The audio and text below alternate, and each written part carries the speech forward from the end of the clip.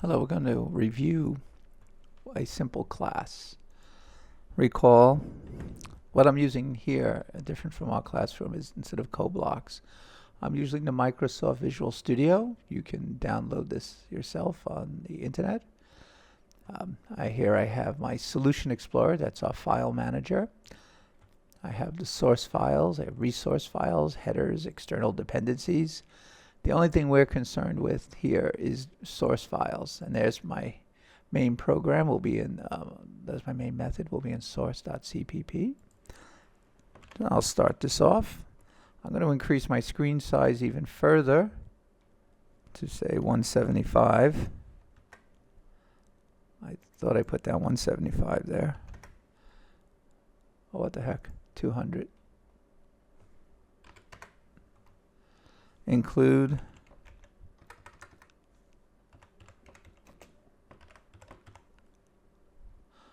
you see it looks a little different than what we use in class.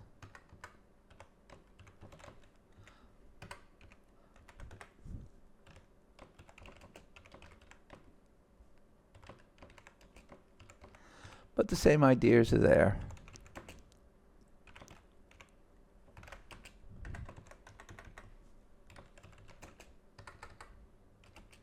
My typing is still terrible.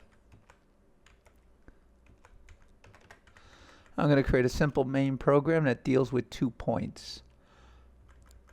And I'll make them global for now. I'll use integers, integer x and y. And I'll call that x1, y1. And I'll have integer x2, y2. Now if I want to use them in my main program, I can say x1 equals 0, and I can say y1 equals 2. I'm only writing them on the same line to make it look nice. x2 equals, say, 5, and arbitrarily picking y2 equals 9. Arbitrary points. And I'd like to do things with these points. I'd like to be able to see if they're equal. So I'll call this one point 1, point 2.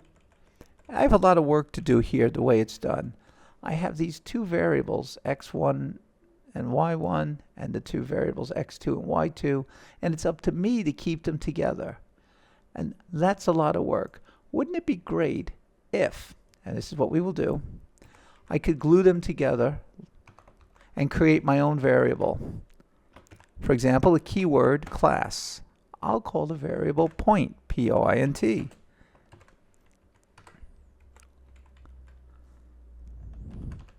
And now I have this object here, this object called point, and it has 2 variables inside it, x1 and y1. I don't have to say x1 and y1 anymore. You'll see why. In my main program now, I can do things like point A, B, C, and each one of these points will have its own x and y values. Now, we talked about wrapper code and encapsulation. With this object, I would like to protect these variables. So to protect them, I will make them private, the new keyword we discussed. Private. Normally, because of the idea of encapsulation and the like, I want to always protect things. So by default, everything is private. If I want to change x or y or get access to them, if I go down to the main, I type a dot x equals 0, the compiler is going to be a tad upset. If you look under my cursor, you will see it says private, because anything inside a class is automatically private. So what I can do is make them public. Drop the protection. So now you see it is not complaining. And I can say a dot y equals 2. I can have a lot of fun now. I don't have to remember 1s and 2s. I can say b dot x equals 3. And b dot y equals 10. To avoid typing a lot, I'm just going to use two variables. Now I like this idea that I can encapsulate a lot of things in here. For example, I could put a third variable in there. I can even put another variable, Boolean, to tell you if true or false, should you let me see this point? And I might call the variable hidden. And it'll say whether or not X, Y, and Z should be hidden. I could have another variable, integer, the red color. What is the red, green, and blue color amount of this point? So it's a pixel on the screen. The pixel on a two-dimensional screen, such as the one in front of us, has an X and a Y position. And can I see the dot, or is the point invisible? And if it is visible, what mixture of colors do I use to create these points here that are sort of gold, the white colored points, the black points, the blue points, the green points, these pixels? Now, we're not going to get into something so deep, but it's just to show you that I can have as many variables as I want with the idea of creating this object called a point. I'm going to stick with X and Y at the moment. And I like what I have so far. But I don't like doing this. This looks like a lot of work to set up the data. Wouldn't it be great if I could say X is 0, 2, so I don't have to type this entire line? That's a lot of work typing this line here. And I'm prone to make mistakes. So in order for me to do this, I have to tell the class point, I have to give it an initializer. This is called a constructor. And it must be public. The constructor has the same name as the point. So I say point, and I want to give it two numbers. So I want to give a point, because A is a point, two numbers. All right? I want it to be integers. Integer A, integer B. And I want to take those integers. I'm going to take the integer A, and I want to move a copy of it into X. And I want to take integer B and move a copy of it into Y. So now I have this ability to move numbers in there. That was complaining about B, because B looks like this to the compiler. I gave it nothing. So what I need to do with B to have that work now, as I say point, if you give it no data, this is what I want you to do. I want X to equal 0, and I want X to equal Y equals 0. I thought I'd do that in a shortcut.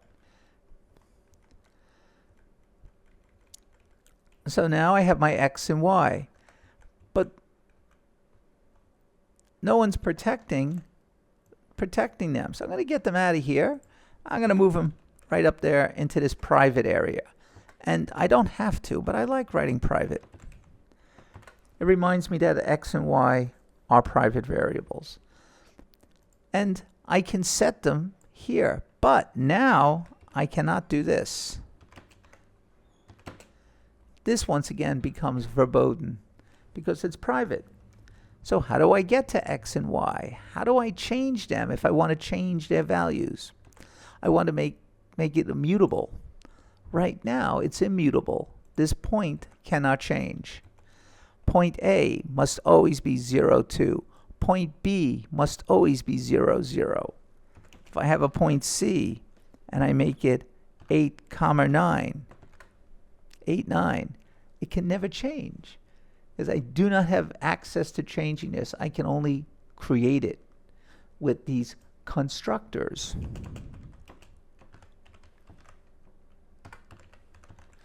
Sometimes abbreviated CTOR for constructors. Well, now to make some changes. I would like to be able to change X and Y. To do that, I can write a function inside point, and they're called getters and setters. So I might want to set X. So I like using the letter A, get the letter A, and put a copy of a into x. And I'll do the same thing with y. I'll say set y. I like the letter a. It's only a dummy variable, so I'll use it again. And I can say y equals a. So down here in my main program now, I have something more powerful. I can say a dot set x. So I can change x equal to 4. Right there, x is now equal to 4.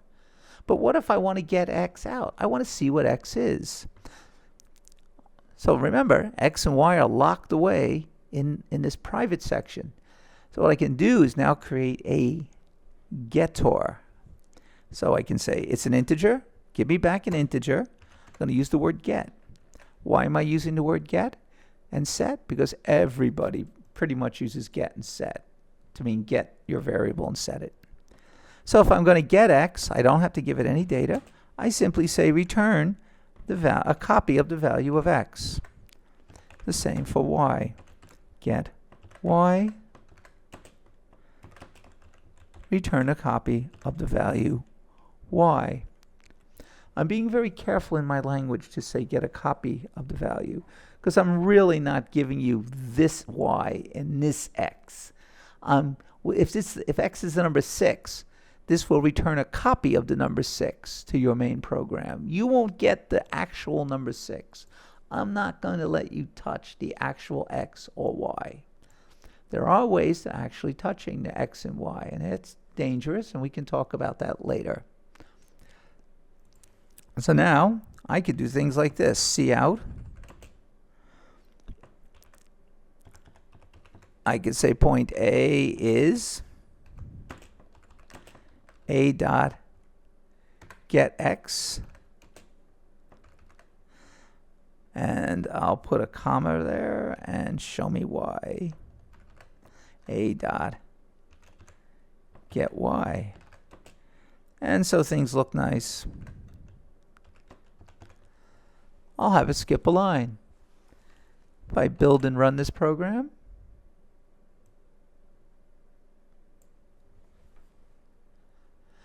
you can take a look and you see that I have point A, B, and C. I'm not using B. I'm not using C. The computer is not going to complain. Well, sometimes it'll issue a warning that variables have not been used. Here I'm changing A's x value to 4. And I'm printing out A's x value, and I'm printing out A's y value. Again, these are called constructors. You can have as many as you like. These are publicly accessible. Why? Because I have the word public turned on. It's a toggle switch. I can turn it off again if I said private. Now everything is now, after the word private, is once again private. Now notice how large things are becoming. We want to start controlling our program. So later, what we will do, well, I'll do something now, is I don't always want to write all the code inside the object because, well, this is all simple inline code.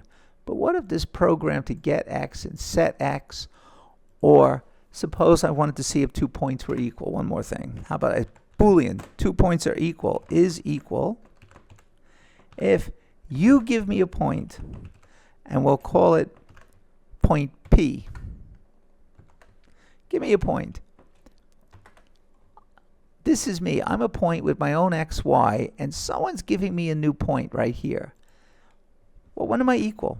Well, simply return P dot, well, I can simply say I could get x and compare it to my x, and P dot get y and compare it to my y value. And this thing will return true or false if the 2 points are equal. Now, we don't need to do all this. We can simply say point X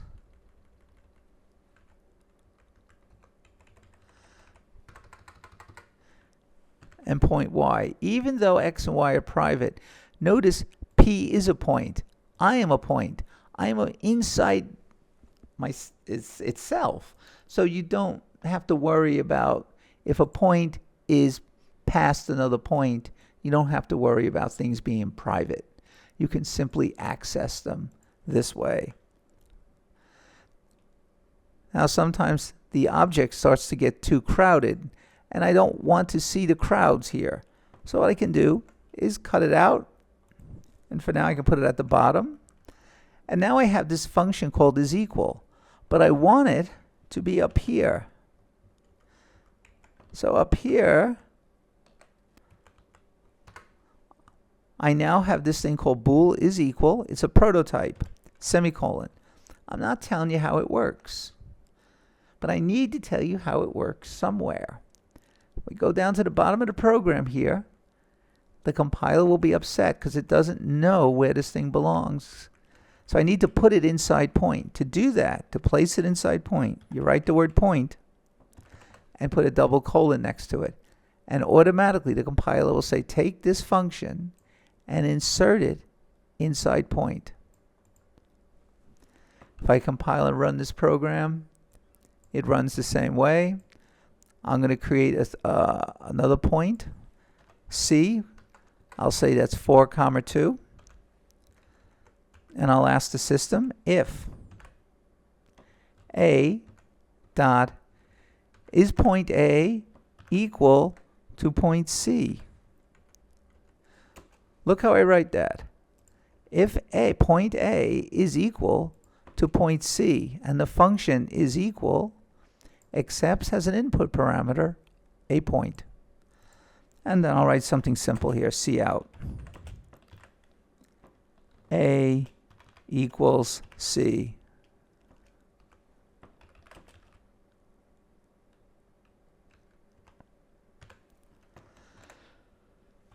Build and run.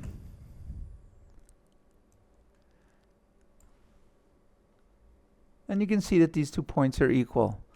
What are you required to do soon? Well, your first problem is to figure out, to learn all this syntax, to write things properly. Later we'll learn we don't want to put all these function definitions in here. We want to cut this all out, cut them all out, and put them later in another file. So I want to put this inside point. I say point. Now it goes inside point. So I got to tell point what it looks like. Get Y. So it knows what get Y looks like. I can do it for all of these things. Every one of these functions it can be done for. I recommend that you do this. Let's copy this program in. Do a screenshot, copy this in on your own. Make sure this works. So I'm still compiling, my program is still functional. So we'll end that now.